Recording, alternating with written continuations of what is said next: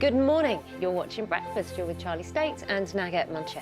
Time now is 8:31. Let's take you through the main stories this morning. The Mayor of London, Sadiq Khan, has called on the government to change its advice on people wearing face masks. China's Wuhan city, the epicentre of the coronavirus outbreak, has increased its official death toll by 50% after admitting that there were inaccuracies. Well, here, Sorry, it's your camera. Is it? It had to happen one day. I will take it. There's evidence here due to be presented to the government today about testing and protection equipment. We can talk now to Susan Munn.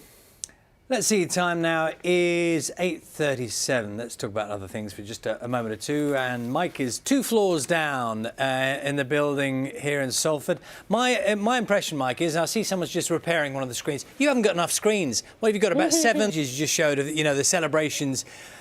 Of course, none of that is happening now, and it just can't happen. But we do have the Thursday night moment, don't we? Which is, that's become the thing, isn't it? The thing. We haven't got those major occasions, but we have that moment in time.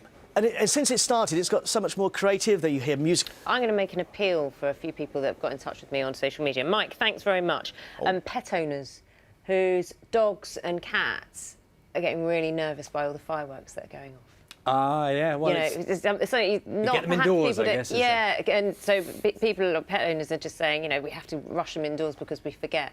But the other thing about it, I found yesterday when I went out to clap, it's like almost, we were talking about you get these waves of emotion.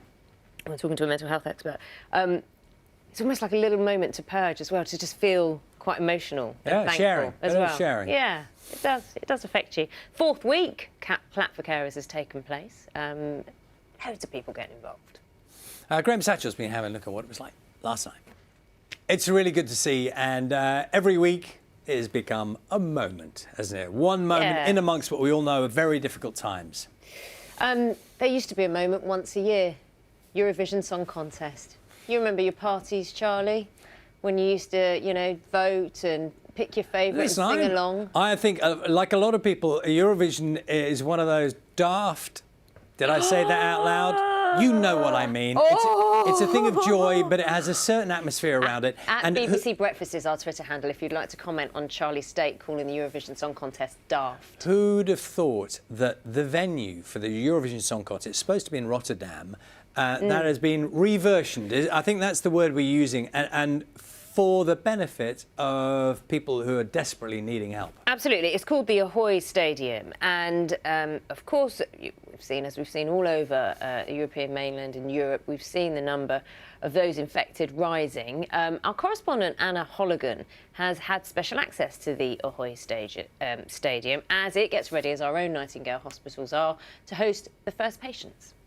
It is quite remarkable when you see how that building has been transformed. It's such a short space of time. Replicated, of course, here with the Nightingale hospitals as well. The good news here as well, actually, we were hearing from the government, is that with the Nightingale hospitals, capacity is nowhere near full. So they're there in case an increase in capacity needs to be used, or that increased capacity needs to be used, but they haven't yet, which is encouraging. Yeah, time now is 8:49. Talked quite a bit on the programme this morning about general well-being, of keeping yourself in a decent place mentally and physically. And the Green Goddess has been helping us out here on Breakfast with some of that. Lots of different things happening in terms of how the the UK is coping as the new measures have been introduced. And farming and fresh produce has been an issue. First 150 Romanian workers have arrived in the UK to help pick fruit and vegetables. The outbreak has cut off the supply of farm labour from abroad. Not enough British workers have come forward to meet the demand. Let's see more about this with our business correspondent, Sarah Corker. Now is 8:52. Highlight of the week? No question. It was a Thursday morning. It was 8:30 precisely, and a thing that we talked about quite a bit happened. Yeah, 99-year-old war veteran, Captain Tom Moore. Basically, a.k.a. a beacon of positivity. He completed his challenge. He challenged himself to walk 100 lengths of his garden with his Zimmer frame, his assisted walker, and he wanted to do it before his 100th birthday, which is in a couple of weeks. So he has raised a staggering £18 million. That happened this morning. It says, although he's completed the challenge, he's going to keep going. Breakfast John Maguire has this report.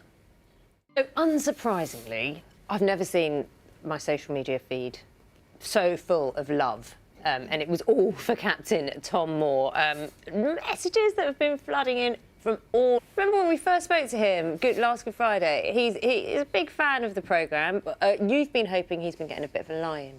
Well, I just sort of Hannah, thought, his daughter. apart from anything else, the attention and I mean, you saw he did interview after interview after interview, didn't he, yesterday, from all around the world? He's tweeted because he's been talking to everyone all around the world, all broadcasters, unsurprisingly. They want to know his story. He's cheered us all up. And his phrase, tomorrow will be a good day. So if you're struggling today, you'll get through it. Tomorrow will be a good day. Captain Tom Moore says so. We wish you well, Sir Tom. That's it from Breakfast. We're back, of course, tomorrow from 6. Wish you all well. Have a lovely day.